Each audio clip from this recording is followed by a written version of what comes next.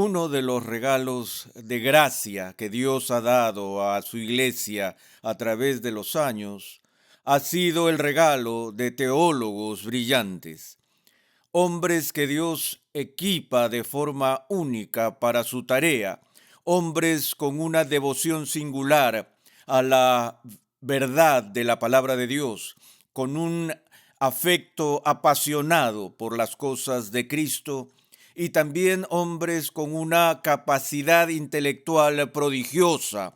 Y me estoy refiriendo a los gigantes de la historia de la iglesia como San Agustín, Tomás de Aquino, Lutero, Calvino, Edwards, hombres de esa estirpe. Ahora, obviamente, si estudiamos juntas las obras de esos 5 titanes de profunda agudeza teológica, seríamos capaces de discernir puntos dispersos en los cuales difieren y quizás tengamos lo que podríamos llamar desacuerdos leves, pero hay una pregunta que estoy seguro de que si le preguntáramos a esos 5 teólogos a los cuales acabamos de mencionar, obtendríamos una respuesta totalmente consensuada y sin duda alguna. La pregunta que haríamos sería esta: ¿quién es el teólogo más grande de todos los tiempos? Es decir, ellos probablemente se pelearían para ser los primeros en dar la respuesta. Estoy seguro de que antes de siquiera terminar la pregunta, Agustín diría: esto es fácil, fue el apóstol Pablo. Y todos estarían de acuerdo con eso. Por supuesto, Pablo trabajó con un beneficio que los otros no tuvieron. Fue inspirado por el Espíritu Santo, pero incluso en términos de su capacidad natural y las brillantes facultades que Dios le dio a este hombre, él aún habría clasificado, estoy seguro, como el más grande teólogo de todos los tiempos. Pero Pablo no era un pensador aislado o un académico. También era misionero, pastor, un evangelista. Cuando leemos el cuerpo de literatura que ha llegado hasta nosotros en la iglesia, tenemos una idea de la complejidad de su ministerio. Podemos sentir su corazón de pastor y vemos su celo apasionado de ganar personas para Cristo. Luego hay momentos en los que nos deja asombrados ante la profundidad de su comprensión de las cosas elevadas de Dios. Ahora Pablo nunca escribió una teología sistemática como la Suma de Santo Tomás o como las instituciones escritas por Calvino, es decir, una teología sistemática que sea tan completa que podría alcanzar varios volúmenes de cientos de páginas para estar completa. Esto me recuerda a la historia, creo que fue George Bernard Shaw, quien una vez escribió una carta a un amigo y la carta era de 12 páginas. Al final de esas 12 páginas se disculpó por la longitud de la misma. Él dijo: lamento que esta carta sea tan larga, pero no tuve el tiempo para escribir una corta. Por supuesto, lo que quiso decir era que ser capaz de decir todo lo que es esencial para comunicar en verdad en un corto espacio de tiempo requiere una habilidad y una profundidad de comprensión que es extraordinaria. Entonces, si vamos a buscar una teología sistemática de la pluma del más grande teólogo sistemático que ha vivido, creo que abriríamos nuestras Biblias en el libro de Romanos, del Nuevo Testamento, porque si hay alguna epístola en la que el apóstol Pablo se esforzó para exponer todo el consejo de Dios en categorías sucintas, breves, es en esta obra monumental, que la mayoría de los estudiosos concuerdan que fue el magnus opus del apóstol Pablo. Cuando pensamos en el libro de Romanos, pensamos en primer lugar en el impacto que ha tenido en la vida de la iglesia. Pensamos, por ejemplo, en Agustín mismo, que ya se había distinguido como un filósofo extraordinariamente brillante, pero también se había distinguido como un alma libertina que estaba viviendo una vida salvaje y licenciosa hasta que, por las señas de unos niños, tomó un libro y simplemente lo dejó caer abierto cuando sus ojos se encontraron con un texto. Y al leer ese texto, su vida dio un vuelco, mientras que Dios, el Espíritu Santo, usó las palabras de ese texto para penetrar su alma y transformarlo en el santo que llegó a ser. El libro que Dios usó para despertar el alma de Agustín fue el libro de Romanos.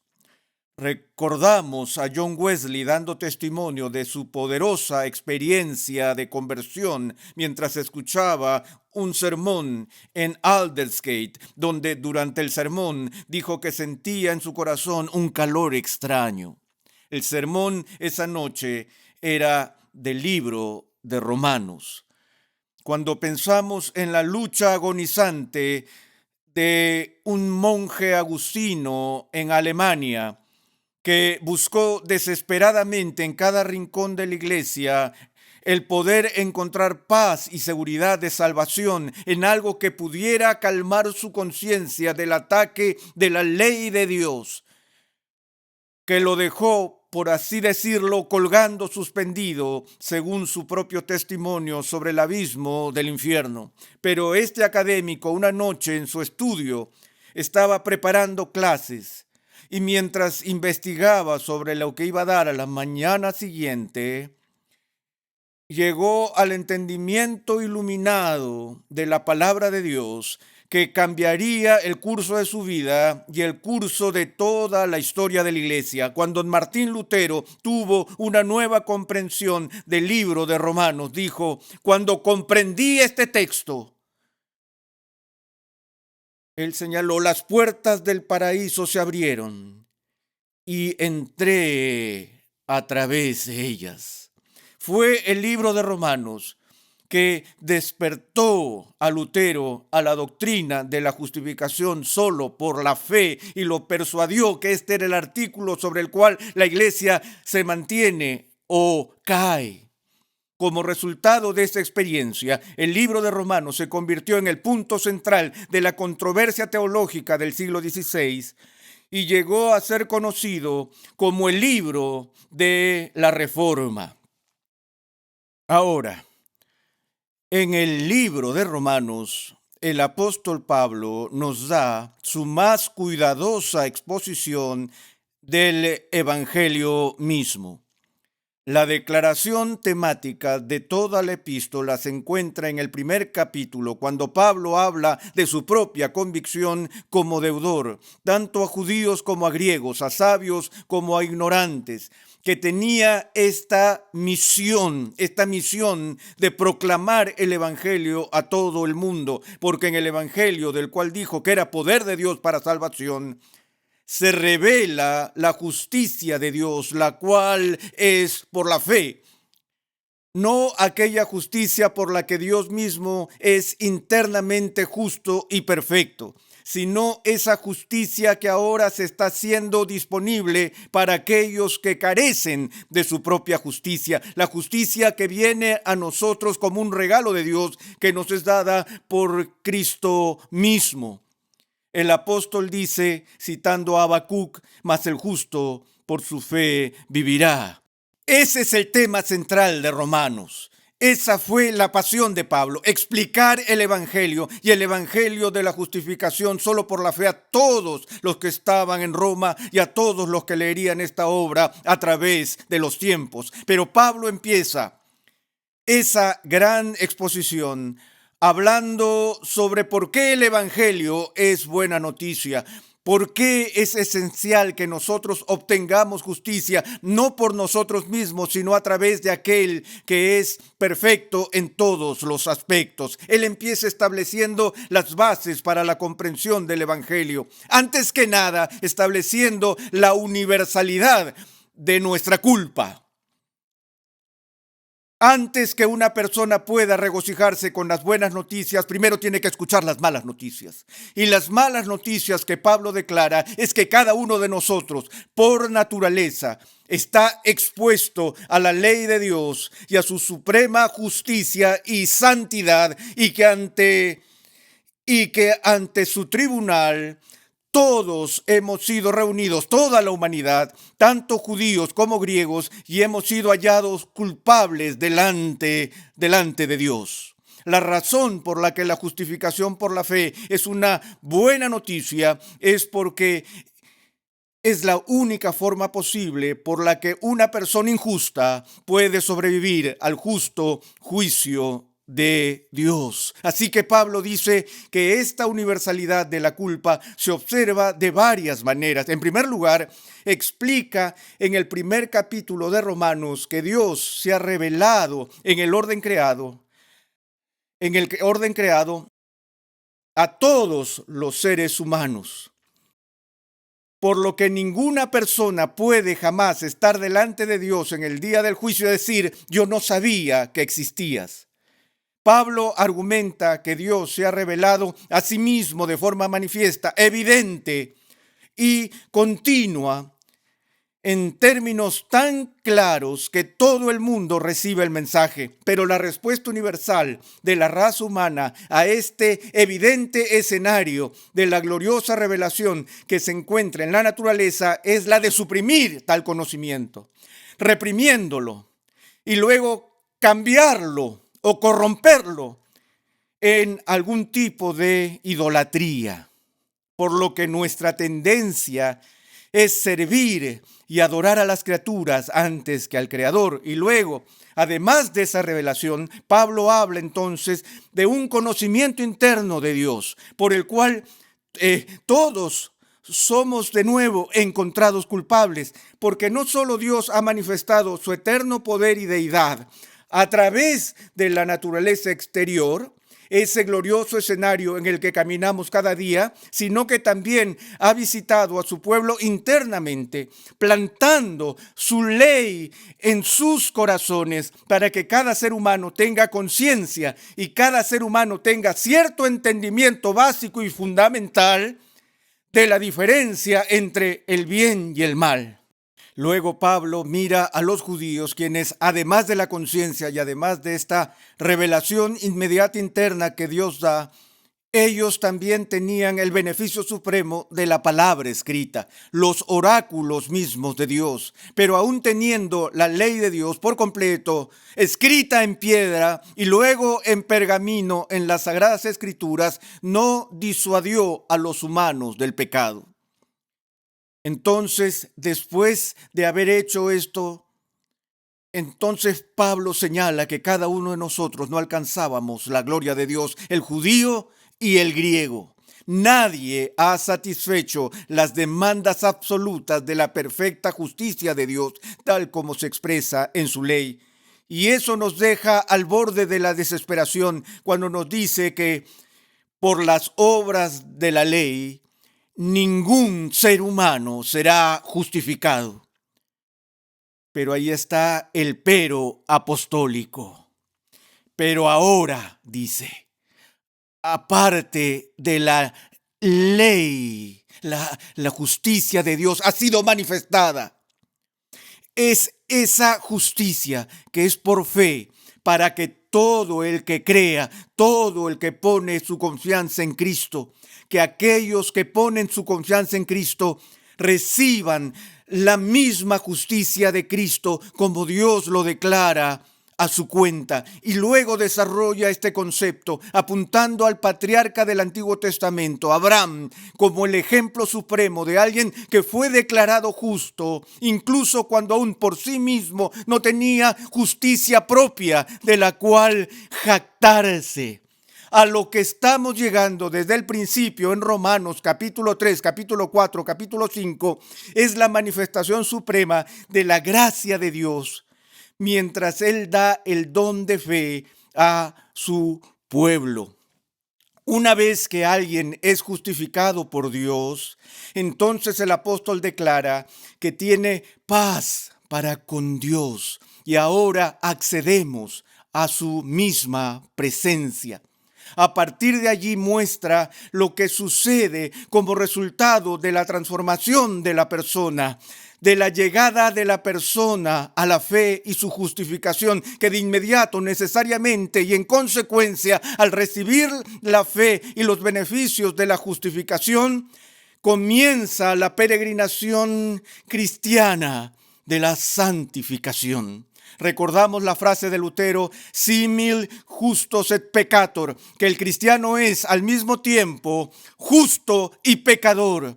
La buena noticia es que Dios no espera que seamos perfeccionados, ser completamente santificados antes de que seamos aceptables ante Él, sino más bien somos hechos aceptables al Padre en virtud de nuestra relación con el Hijo por fe. Pero este tipo de fe que justifica nunca es una fe que permanece sola. Que cualquier persona que tiene fe salvadora es una persona cambiada.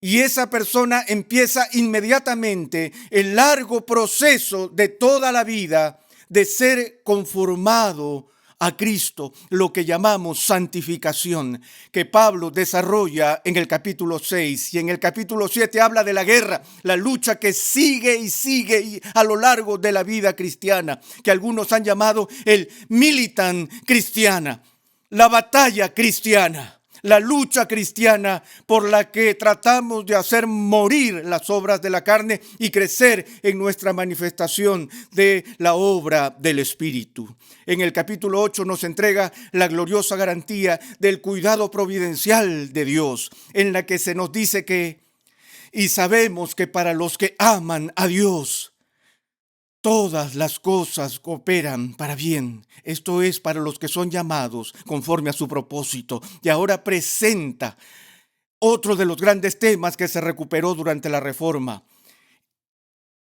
El tema de la soberanía de la gracia divina. Inicia 3 capítulos, 9, 10 y 11, hablando de su preocupación por sus conciudadanos, según la carne, Israel.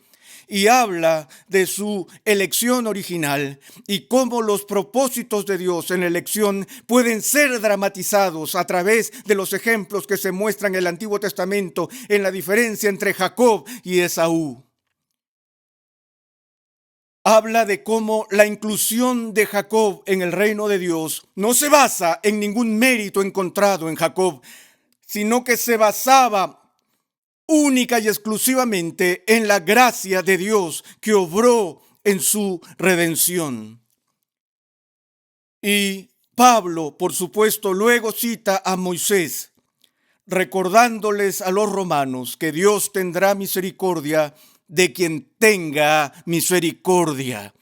De quien tenga misericordia, que es una prerrogativa divina el conceder o retener su propia gracia y misericordia según el puro afecto de su propia voluntad. Ese concepto tan profundo y desconcertante de la elección soberana de Dios se muestra luego cuando Pablo declara enfáticamente que vemos en esto que no es del que corre o del que quiere, sino de Dios.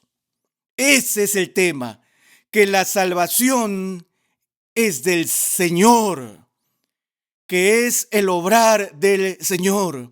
Y Pablo a veces en el libro de Romanos pareciera ser incapaz de contener su propia alegría y su propio sentido de alabanza a medida que avanza hacia la doxología, que es la respuesta adecuada a nuestra comprensión de la soberanía de la gracia divina. ¡Oh, profundidad de las riquezas de las misericordias de Dios! Y canta su propia doxología en este punto. En el capítulo 10, el apóstol habla de la forma en que la proclamación del evangelio a través de agentes humanos, a través del predicador, es el medio por el cual Dios ha escogido para salvar al mundo. Él nos ha dado el privilegio indescriptible de ser partícipes en su misión redentora. No es que nos necesite o dependa de nosotros, pero Él condesciende a usarnos como sus instrumentos terrenales, a través de los cuales la palabra de gracia se proclama en un mundo agonizante. En el capítulo 11 se plantea la pregunta, bueno, ¿qué pasa con Israel? Ahora el evangelio se está moviendo a los gentiles. ¿Y qué pasa con el árbol básico que era la raíz de todo? ¿Ha desechado Dios a su pueblo para siempre y simplemente ha injertado a aquellos de nosotros que somos gentiles como las ramas del olivo silvestre o los brotes del olivo? Luego habla de la futura obra de Dios en favor de los parientes según la carne. Entonces, los primeros 11 capítulos son esta asombrosa mini teología sistemática, que es una teología sistemática sorprendente en la que Pablo cubre todos los grandes temas de la expiación de Cristo, la obra de Cristo, el pecado original.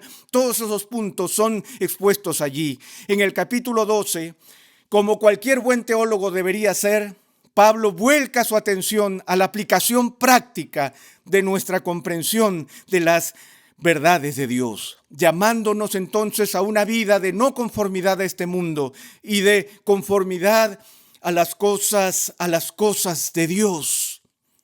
Y eso viene por transformación. La transformación viene a través de la renovación de nuestras mentes. Luego vienen exhortaciones prácticas para una vida piadosa, para orar sin cesar y mostrar caridad hacia los demás, ya que somos una comunidad redimida de pecadores perdonados. Y no hay dos personas en la iglesia que estén en el mismo punto en su proceso o peregrinaje de santificación. Entonces Pablo habla de cómo debemos relacionarnos unos con otros y habla sobre cómo debemos relacionarnos con los magistrados civiles, dando la clásica explicación de la base misma del gobierno humano en el capítulo 13. Luego llega al final de su epístola y, como es típico del apóstol, entrega saludos personales a aquellos de los que ha oído o de quienes sabe que están en Roma. El toque pastoral del apóstol se hace evidente.